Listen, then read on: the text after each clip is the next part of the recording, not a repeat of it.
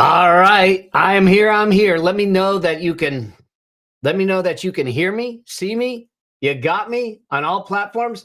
Lisa Thompson is here in Atlanta. Those of you that are on Instagram, if you want to join me in the Zoom room, just reply or comment coffee, COFFEE, and we'll make sure we send you the link because then I can get you up here on the Zoom and I get a chance to see your smiling faces and all that stuff. So people are still coming in. All right. It is money mentoring over coffee. Except that I don't have my coffee. I'll get it afterwards. I had my shake. I don't know if you saw my story this morning. I was actually on the beach with Budo, not paying attention, recording, and stepped right into it was like a sinkhole. So ankle deep into water and sand and everything. So I was sloshing around the rest of the time on the beach.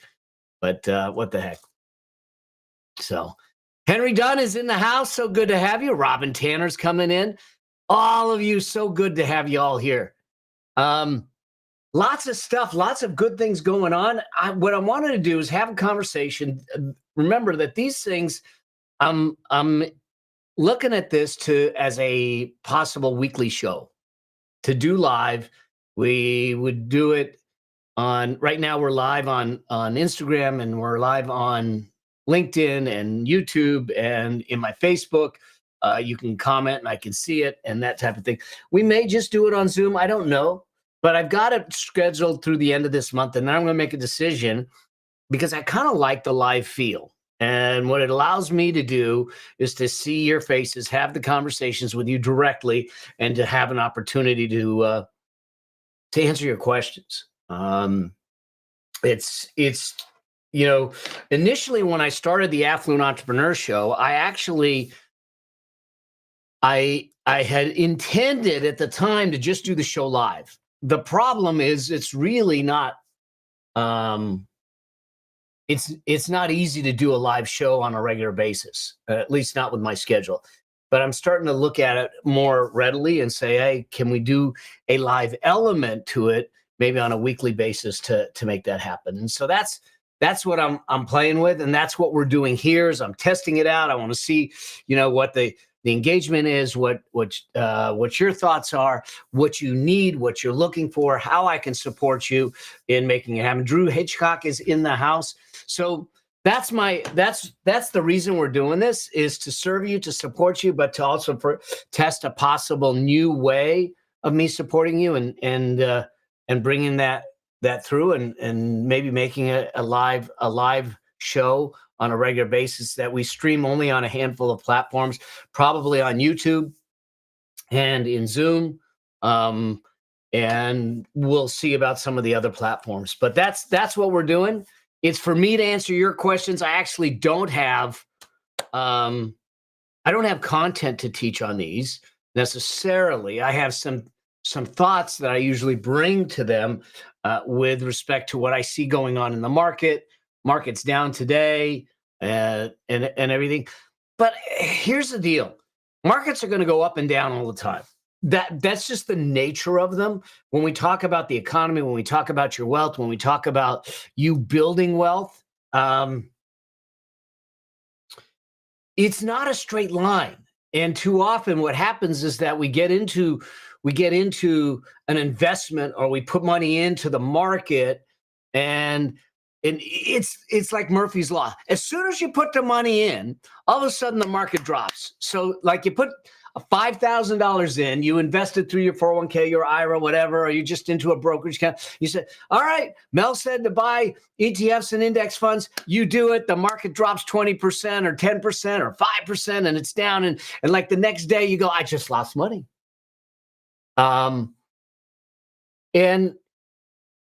And that's just the way the market goes in the short term. In the short term, okay? There's some data. Let me see if I can pull it up, because it's really interesting to start to understand how the markets play and why it's so important to be in the game the right way, and doing it for the long term. So I'm just going to see if I can. Oh, I don't know. Here it is. So what ends up happening is that when we start to look at things in a longer term view, you start to see that I'm going to talk about this. I'm actually have a master class that I'm doing is a free master class that I'm doing in a couple of weeks that I'll let you all know about. That's it's called Effortless Wealth, that you can join, that I'll let you know about. But and this is part of what we're doing on it. But I'm just trying to pull up some data because I want to get it right, to make sure they get it. So here's why this is important. When you start to look at a period of time, just call it 20 years. When you start to look at a period of time, and we'll call it 20 years, and you start to look at the impact of time on your investing, what ends up happening is that if you look at what happened to your investments in a single year, in 1 year, and I'll write this out for those of you that are live with me also, so you can see what I'm talking about. So if I'm looking in 1 year, 1 year increments, okay, and I look at how many ups and how many downs there were during that 1 year, there was 69 up and 25 down. Okay, down days, down markets, down periods. Okay, so what is that? That's 73% of the time you're up and 27% of the time you're down. Now, if I extend it out and I go 3 years, and I said, let me look at them at my investments over a 3-year period. The S&P 500 is what we're talking about. Over a 3-year period, and I invested $10,000 every single year, okay? Then what ends up happening is that you have 77 ups and 15 downs, okay? So now all of a sudden you went to 84% of the time you're going up, and 16% of the time you're going down. Then if I extend it even further and I go, let's look at 5 years. What happens at 5 years? Well, at 5 years, 79 up, okay, and 11 down, okay? Not a huge difference, but still, you're like almost at 90% of the time up, okay? 88% versus 12%. And this is why I'm sitting back saying we always look at our investing over a 5-10 year period. Watch what happens when you go to 10 years. If you look at 10 years, ups go to 80, downs, negative periods go to 5. You are up 94% of the time, and 6% you're down, okay? The point of this is to sit back and look at it and say, hey, when you turn around and you are investing, it's important to start to look through. Investing is a long-term game. And it's why we look at things through the eyes of 5, 7, 10, and beyond years, because the probabilities of success just go way up. And when we're trying to hit it out of the park in a couple months or a year, the probabilities are down. And what happens to most people is they're swinging for the fences because they say, I don't have any time. And you're trying to hit a home run every single time. And when you do that, you have more strikeouts. And depending on your time in life, you could be later in years. You don't have the time to recover. It's risk capacity, risk tolerance, and risk need, this triad, the risk triad that I talk about, that's important. And so I just want us to understand that, the market's down. Okay. It cannot trigger us emotionally because we're looking at a day. We have to look at over a period of years. it is the very reason your portfolio structure becomes really important. It's the very reason that we have to look at our risk tolerance. It's the very reason that as I look at everyone's faces on here, that none of you have the same risk profile, which means that none of you have the same investment plan, which means none of you have the same cash resource plan, affluence vision. None of you none of you fit in a box. So one of the other things to think about is when we start to look through those eyes, it becomes really important for us to do what Stephen Covey says, always begin with the end in mind. When we talk about it in my upcoming book, Building Your Money Machine, and even in Affluence Blueprint or anything, is then you turn around and say, let me start with where I want to go. Let me get the vision for the life that I want to have. Not the life I have today, unless it's the life I want to have. The life that I want, that I aspire to. Let me figure out the price tag of that. And then let me plan backwards to make that the reality. To make that the reality. And so with that in mind, I just thought, all right, I just want to touch on it because, I see that the market is down today. It's going to be up and down. This is an election year, y'all. It's going to be every time one of those politicians back there decide to open up their mouth and everything, things are going to move. There's no rhyme or reason to it. We're along for a ride. But the challenge is if we get out and sit on the sidelines. You all saw, if you haven't watched it, I've been through 40 rate hikes. I've been through recessions, inflation. I've been through the dot-com burst, the S&L crisis. I've been through all of it. And when I sat on the sidelines and I got out because of fear, and I sat on the sidelines and I didn't get back in because of fear, it literally cost me $4 million, because I went back and I looked at it and I said, had I kept investing from the time that I got out, I got scared. I ran away. I listened to someone who was spewing a lot of fear and stirring it up. And I literally got up out of my seat at this seminar that I was at, went into the lobby, called my broker and said, put me in cash. I'm done. And I got scared. And so I decided to run for the hills, and I sat in cash. And I was scared to get back in, and I didn't get back in for almost a decade. I just sat in cash. I just kept putting in a savings account, money market. That's it. You can't save your way to wealth. And I went back and I said, had I just stayed the course, investing my $500 a month, and did it for that time, where would I be today? And the number was $3.9 million. My fear cost me $4 million. Now, trust me, I'm doing okay. But, an extra $4 million, it'd have bought mama a new pair of shoes at least, So, so I'm not exempt from it.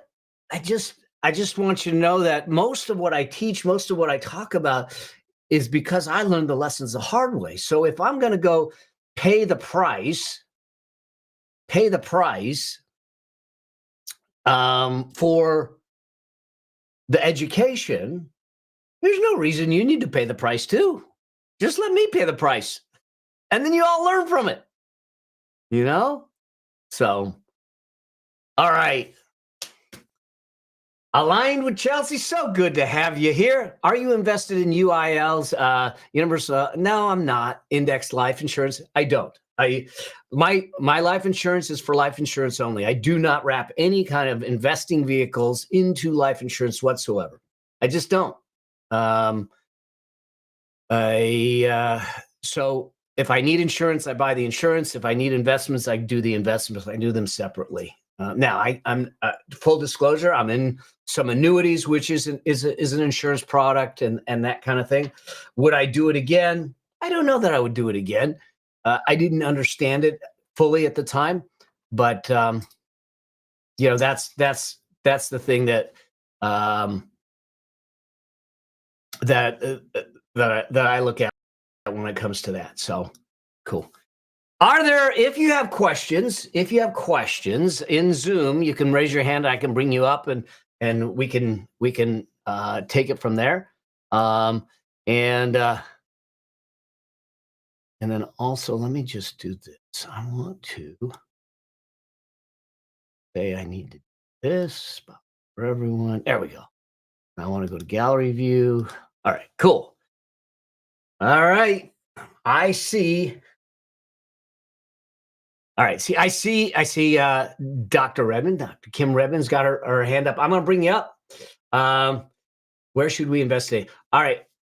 Chelsea, hang on that question. I'm going to come back to you on that. I'm going to bring Chelsea up for everyone.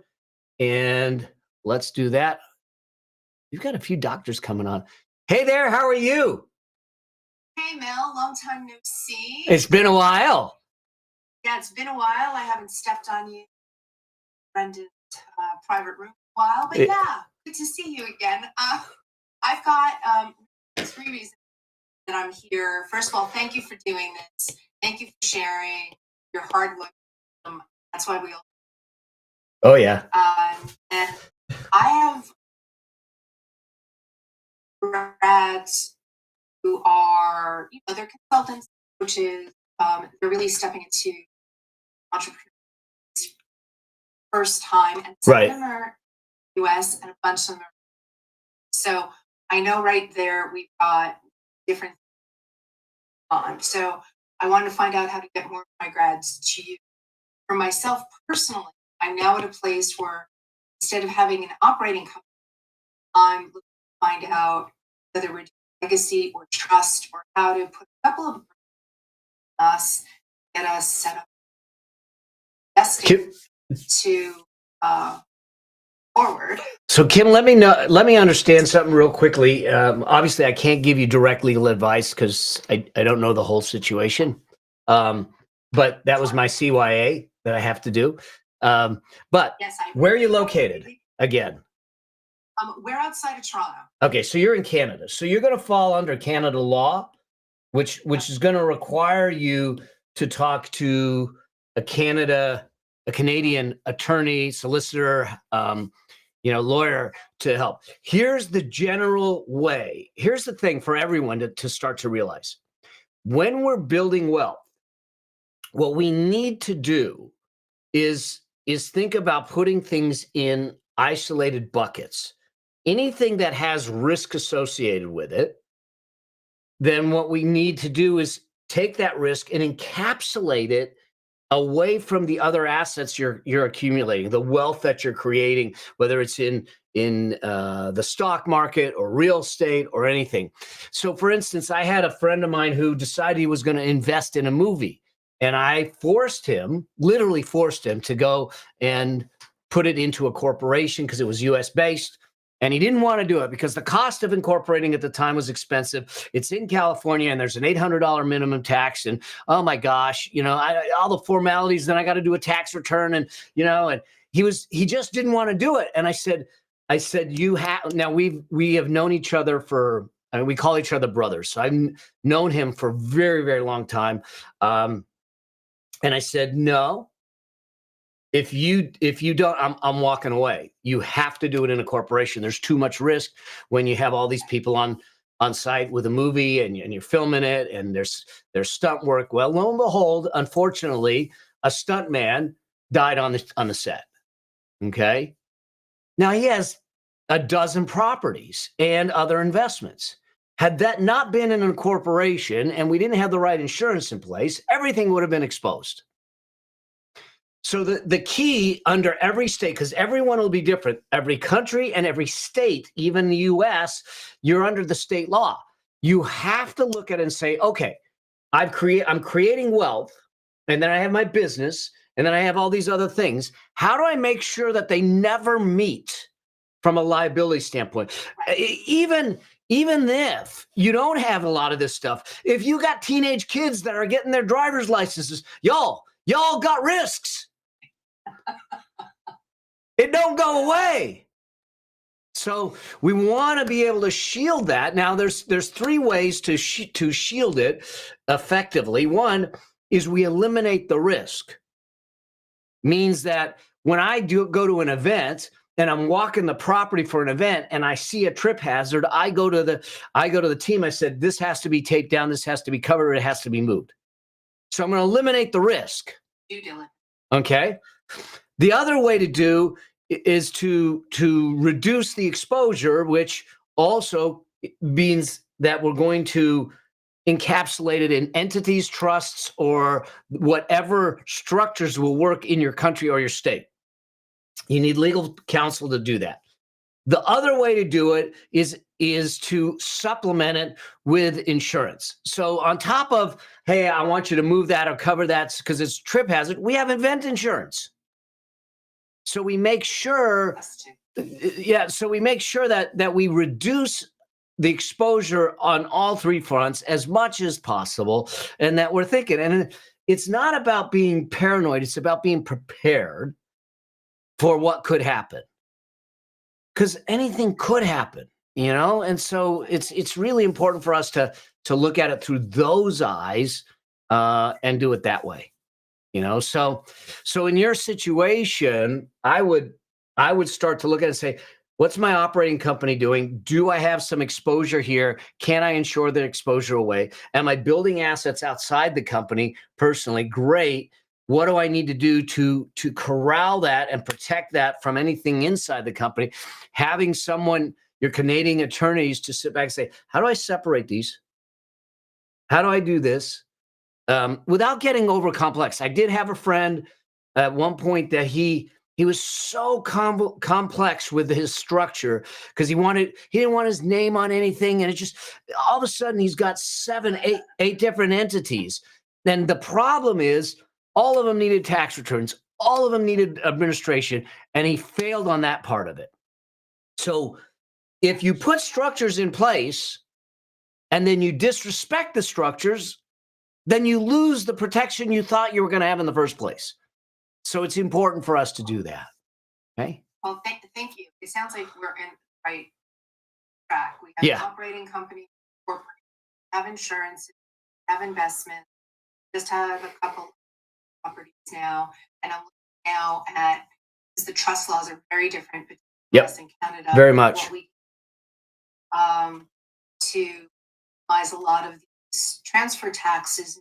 Our adult daughter working in the company and has informed us she would like to our legacy handoff. She to run the company, and she's getting married this year, and she's been in different positions, pretty much learning how to do that. So I can see another 15 years that might.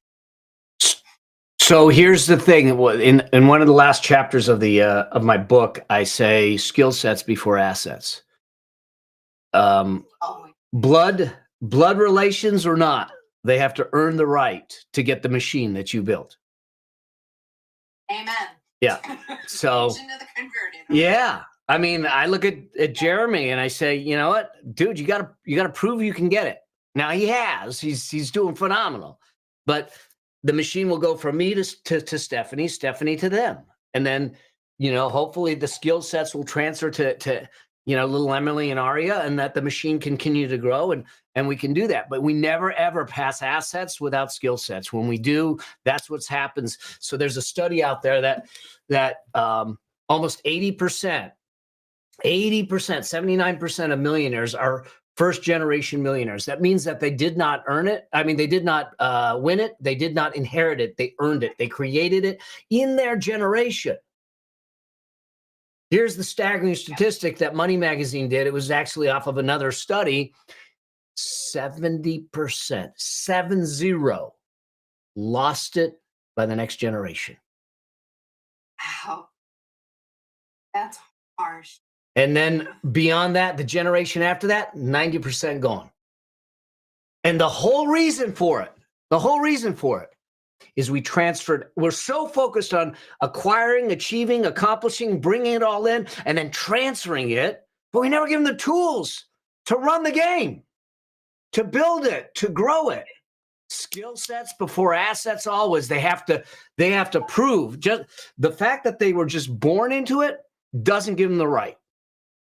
Now, I know it's a hard thing to say. They're your kids and all that stuff. I don't think it is. I really don't. Yeah. I think anything sustainable, neurology, core, and money management, time management, energy management, skill set, and poverty avoidance, not wealth creation. Yep. And now the unconscious programs on how to move all of that so that you don't have to do poverty. And the point being, it still needs to be in a skill set. So, it's just abstract. Yep. So I'm good. On board. All right. Thank you. Thanks for being here, Kim. Let me go to Chelsea, and then I'm coming back to you, Henry. All right. Chelsea had a question. She says, what am I if I'm not doing things like indexed life and all that stuff, what am I doing? Honestly? So we follow something called the wealth priority ladder. So it basically is our process for what we do from allocating our money. So first off, I don't start investing until I have the liquidity. So the very first step for everyone is going to be, hey, make sure that I have $1,500 or 1 month's expenses. That's not your emergency fund. That is, I don't have to break the glass, go into debt, sell the spouse. Although some people may want to sell their spouse, but you probably won't get money for it. And we don't have to sell things or go into debt for it. It's to keep us safe. The second thing is that then we look at, do I have destructive debt? Destructive debt depletes our net worth, doesn't generate cash flow. It's for consumables. It's for lifestyle. Basically, it's for me to buy stuff that I can't afford to buy with cash. So it's really start to let me see. I'm going to see if I can pull you down. All right, there you go. That should pull you down. All right. So what ends up happening is that we want to eliminate our debt. If you are in debt and you have destructive debt, consumer debt for consumables, and you need a plan to get out, then I want you to go to melabraham.com/no debt. There's a short training there. There's a Excel template that will allow you to put all your debt in, put your payments in. You'll schedule it out. You'll get yourself paid down and get out of debt. It's free. It's a resource for you, and that's it. But at the same time, I want to build my peace of mind fund. Some people call it an emergency fund. I call it a peace of mind fund because it gives me the peace of mind to know that I'm okay no matter what's going on. And so the way I look at it is that a lot of people say 3 to 6 months. I think that's too short. I say 9 to 18 months, call it 12 on average. I think you need at least a year. I think you need at least a year worth of liquidity available to keep yourself in check here. Okay. Now, you might actually even need more. If you're getting into your later years and you're going to stop earning and you're saying, I'm just going to come off the work train and I'm just going to relax, I might actually need more liquidity because I don't have the ability to earn. Okay. So you need to adjust it, but generally speaking, that's what I do. Then I go into investing. Now, where do I invest? Stock market. Do I have real estate? Yes, I do. But if you understand my 5 incomes framework, you start off with active income, which is basically when you start off, it's trading hours for dollars, either as an employee or as a solopreneur. You're swapping time for dollars. Now, some people stay there. A lot of my colleagues in the CPA world, that's their game. They have their timesheet. They mark their timesheet down, 0.6 of an hour and this and that, and they're billing their time. Y'all, that is the worst business model out there. Okay. Because you'll get me on a total different tangent here, but it really commoditized. You reduce everything, the value you create, the solutions you give, you reduce it to a commodity because it's a math equation. But if I can go in 10 minutes and solve a $20 million problem, is it worth 10 minutes or is it worth the value of a $20 million solution? That's the difference. So then above that, you're going to create business income, which is typically where we leverage ourselves out of the business a little bit, but it's still dependent on us. The three other incomes above it, okay, the three other incomes above it. So we go active, business, and now we go to assets, residual, and portfolio. That's where you start to get your time back. It's about leveraging your time. Assets are real estate. Assets are real estate. What do you decide is right for you? Why do I not have a ton of real estate? Frankly, lifestyle. I don't want to call at 11 o'clock at night saying my toilet's clogged. Get a freaking plunger. Don't bother me. I'm sleeping. You know? So I know that it doesn't fit my lifestyle. Do I invest in real estate? Yes. I invest in it differently. I invest in real estate investment trusts or syndications and everything where I'm not hands-on landlord. But the majority of my investing is in the top two categories: residual income. In other words, create it once and get paid. My books, those kinds of things, courses.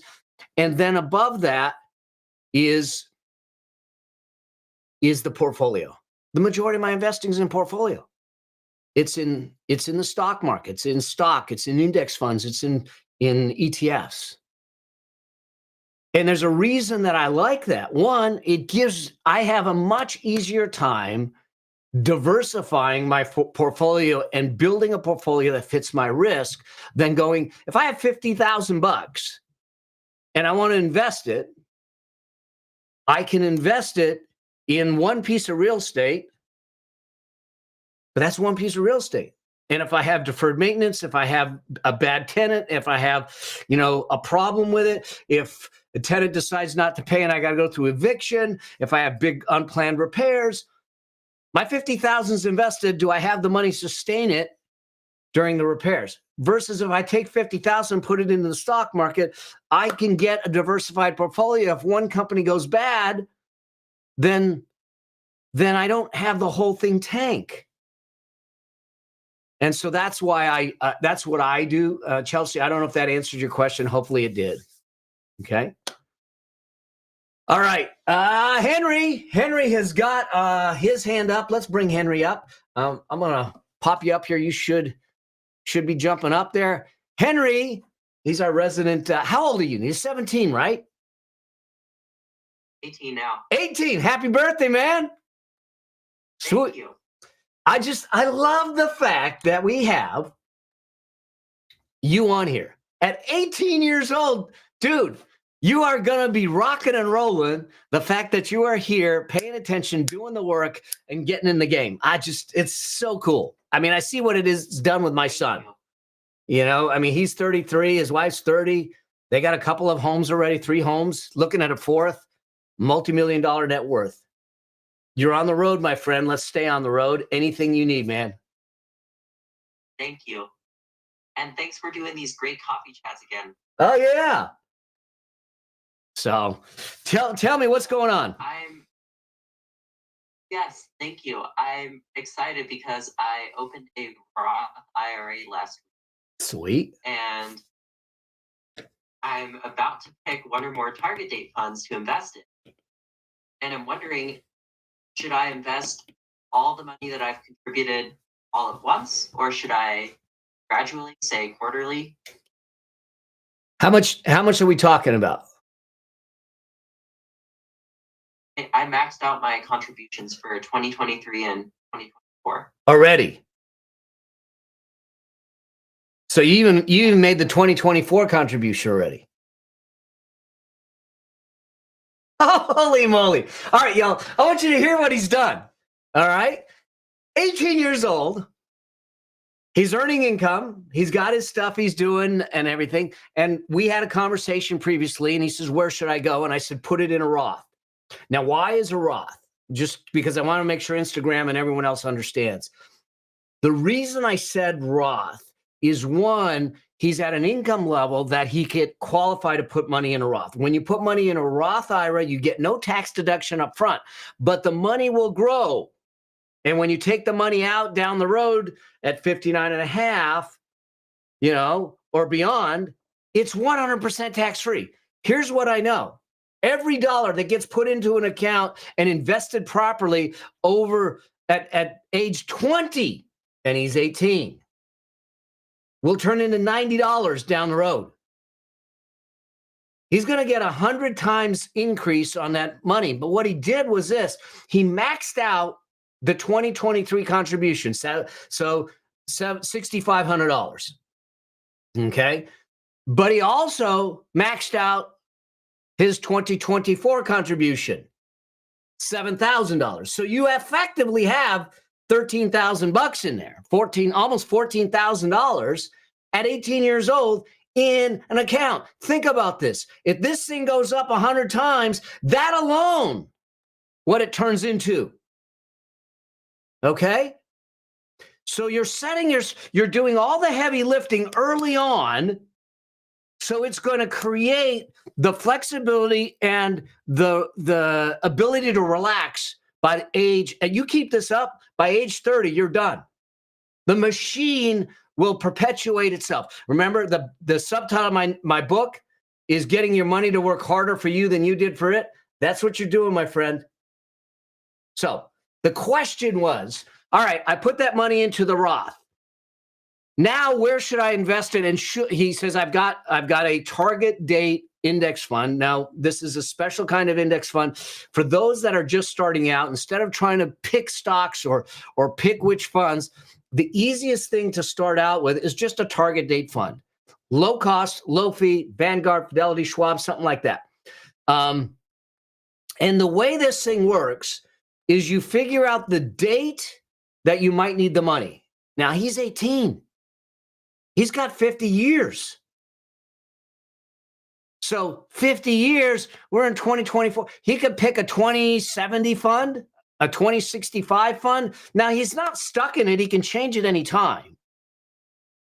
So the question, though, was, should he put it all in at once, or should he invest it maybe a piece at a time quarterly? Okay? It's a target date fund. It's not the name of the fund. It's a type of fund. If you go to my podcast or my show, I do a specific episode on target date funds and index funds. Okay, so you can make sure that you watch that too. So we lost Henry, but he's coming back in now. So here's the thing. Statistics show that lump sum investing, in other words, putting it all in at once, is usually the better thing to do financially, especially if the market's going up.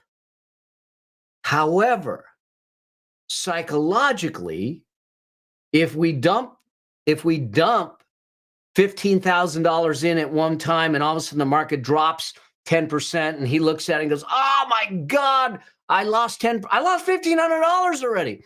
But remember what we started this whole thing with: long-term vision. Whatever he chooses to do, the money's going to go up and down. But it's going to be. I have a friend of mine that describes this. He says, like it's walking uphill with a yo-yo. The yo-yo's going up and down, but it's slowly up and up and up as we go. So the question really becomes what you're more comfortable with, Henry. You're not touching this, since it's in a Roth, you're not touching this money until 59 and a half. You got 50 years. So putting it in now in one lump sum, it probably isn't going to, it's probably going to be the best thing to do, but you just got to know that in a week, it could be down. In a week, it could be way up, and then it could come down. But we're not looking in a week. We're looking in decades. And as I just showed you at the beginning, that when you look at 10 years or more, 99% 94% of the time, you're up. So if it were me, it's not going to make a huge difference. But if you turned around and said, okay, I got almost $14,000 to put away. If you wanted to turn around and say, let me cut it in thirds, or into 4 pieces and do it over 8-10 months, that's fine. But I wouldn't extend it for any longer than that. Thank you. You got it. Great question. Keep up the good work, my friend. Keep up the good work. Thank you. All right, man. Keep us posted. All right. I see Denise has got her hand up. Let me just see if we have anything. So Tricia, hopefully, did I answer your question, Tricia, on the name of the fund? I didn't give a specific fund. Every broker or every discount broker has these target date funds. And all it is looking at a date in the future as to when you need the money, and then they manage the portfolio to do that. Do you assign a beneficiary to the Roth? Yes, you will assign a beneficiary to a Roth. Okay. In any of your retirement accounts, you'll have to assign a beneficiary to it. So.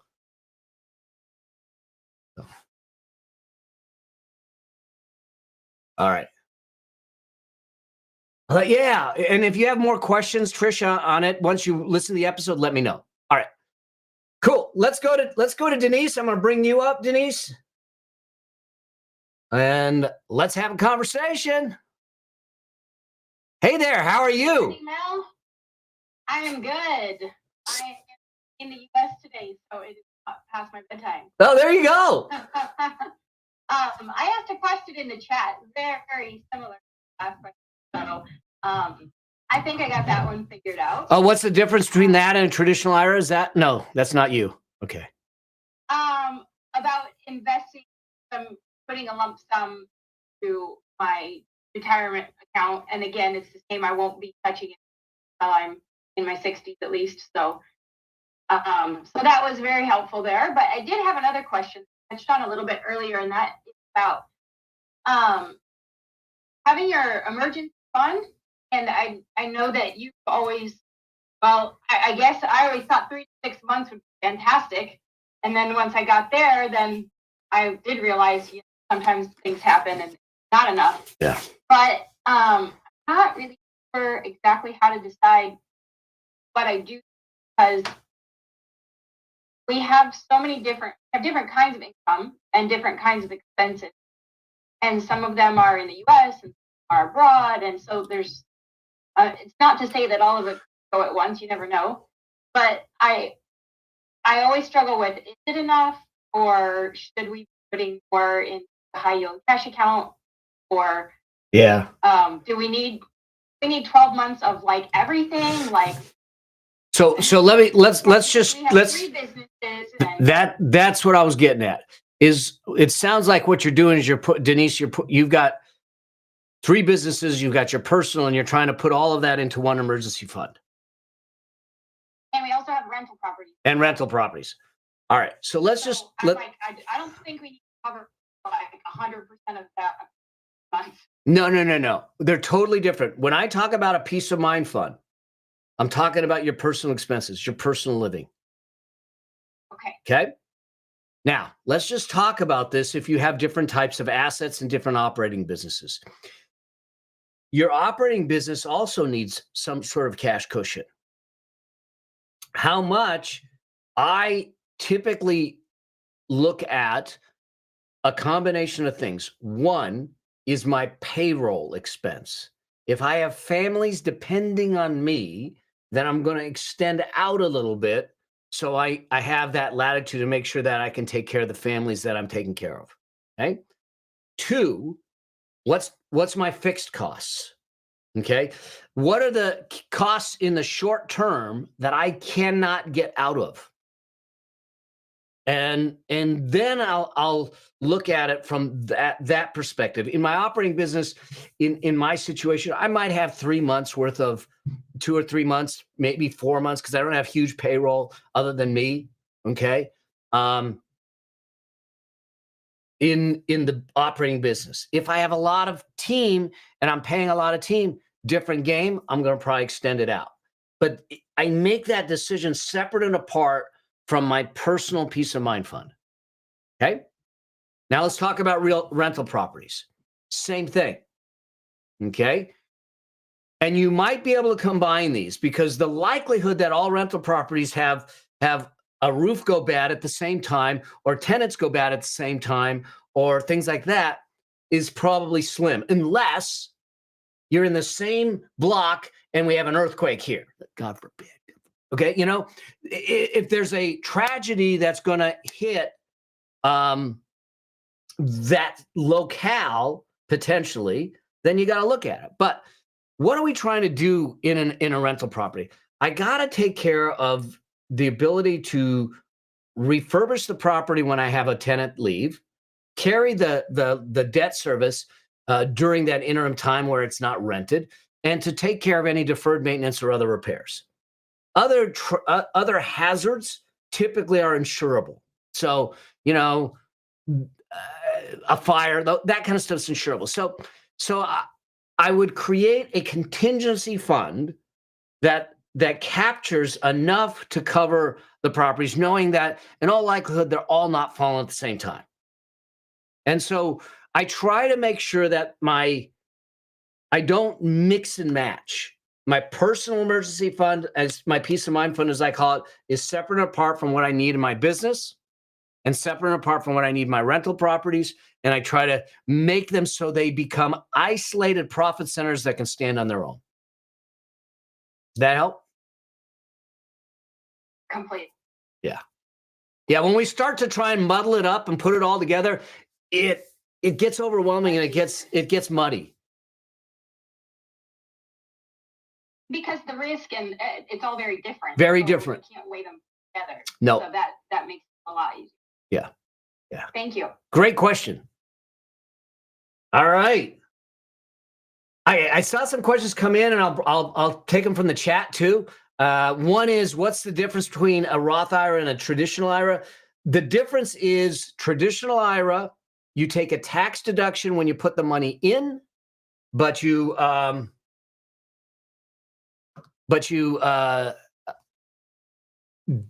when you take the money out, you have to pay taxes. The Roth is flipped. You get no tax deduction when you put the money in, but when you take the money out, you don't pay any taxes.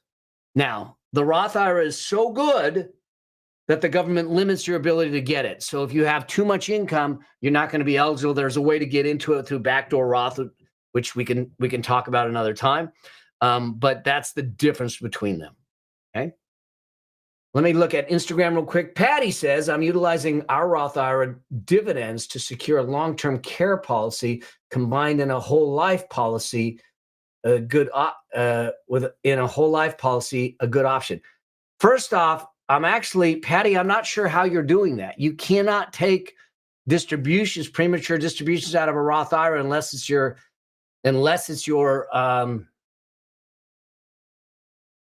contributions to the IRA, which you can do. I don't recommend it.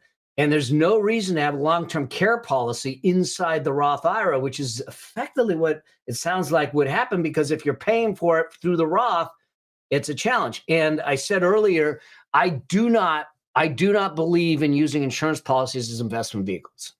Just a personal bent. I think that they're inefficient. They're more costly. The expenses, the commissions, all that stuff are outrageous. And we can get better returns on investments. We do it properly, and you just pay for the insurance you need. If I need long-term care, I'm going to go pay for it. If I need life insurance, I'm going to go get a term policy. That's it. So I don't like to combine it because I think it's too costly. It's inefficient. And if you really look at the returns on it, they're not good. Okay. All right. Let me go to the chat here. I've got 3 chats, so I'm depositing. Okay, we answered that question. Can I use that with my, that's amazing asset. Can you use it? I think Dr. Redmond left. I will have to reach out to her and find out a little more clarity of what she wanted. Do I recommend long-term care? Okay. Oh man, this is good. So many of you might or might not know. I have an elderly mother who's, let's just say she's 90-ish, okay? Because she has failed to tell us, like she told us she was born in 1935, but we have now found evidence that she was born in 1934. So early, like a year and a half earlier. And then and I told her, so this is the accountant in me, the devil accountant in me. I said, do you know that because you lied about your birthday, you lost out on a year and a half's Social Security? And she's like, I got to get the Social Security. Like, I can't. We don't have any records. But here's the thing. She's on dialysis, and she's been on dialysis for almost 6 years, which is unheard of. It's just a testament to her stubbornness, and we don't want her going anywhere. But bottom line is, and I'm being totally upfront, she's living in a assisted living, a nice place, so it's not cheap. They take her to dialysis 3 times a week. They take care of her meals. They take care of all her stuff. It's costing us $16,000 a month. So, do I believe in long-term care? Unless you can self-insure your long-term care, I believe in long-term care. I think that it's something you need to consider. At some point, you'll be able to self-insure yourself against it and everything, and you have, hold on, and you'll have good, you'll have the ability to self-insure because you have the assets to do it. But if you don't have the assets to do it, then having a long-term care policy in place. Now, my mom's got a long-term care policy. It doesn't cover anywhere close to what we need. It's a 3-year policy that's paying $3,000 a month. But look, $3,000 a month, it's still 20% of what it costs. And between the pension and other things and other assets, we're fine. But just my point being is that long-term care can get really expensive, especially if you have a chronic illness like my mom that needs assistance and help and care. So it is one of the insurances that I absolutely believe in, especially if you don't have the asset mass and girth to be able to carry it. So, great question. So, all right, let's see other questions. Is it at all affordable? Oh, can a person even afford care? Well, on their own, if they haven't prepared for long-term care, no, it's expensive. If you need long-term care, here's the problem, at least in the US. If you have not prepared for it, you're going to be at the mercy of whatever Medicare, Medi-Cal, whatever the state provided care is available to you. And I can tell you right now, my mom wouldn't be here if that was the case, because right now she gets the care that she needs. We get her to the doctors, they take her to the doctors, all that stuff. She's 100 miles away from us. So she didn't want to come down here. So it makes it hard on us. So we have them kind of transporting her, and then we get up there regularly. But if you have not planned for your long-term care, it's important to consider because it can get costly. So, and we're finding it out. I had no idea at the kind of money that it costs for some of these facilities.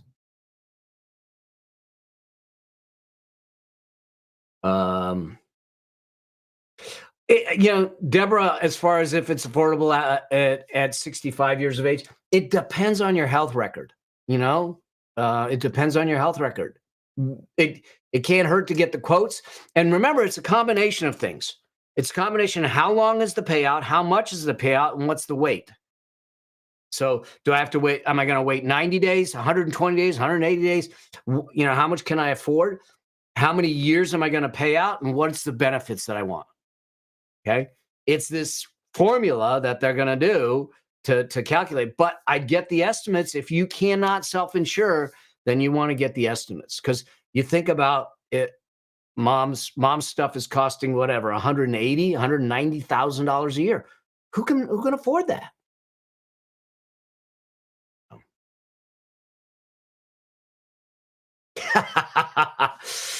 Yeah, Chelsea. It sounds like a long-term care facility might be a good business option. It can be, but it comes with a whole lot of regulations and a whole lot of stipulations and everything. So, you guys, I this is why I like doing this. I got to tell you, that's why I want to do a live show. Is I get a chance to have conversations with y'all, and hopefully you're getting some benefit out of it all and everything. So,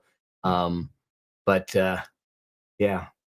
Let me see if there's any last minute questions before we close off for this session. We'll be back Monday morning, next Monday, doing it again. So,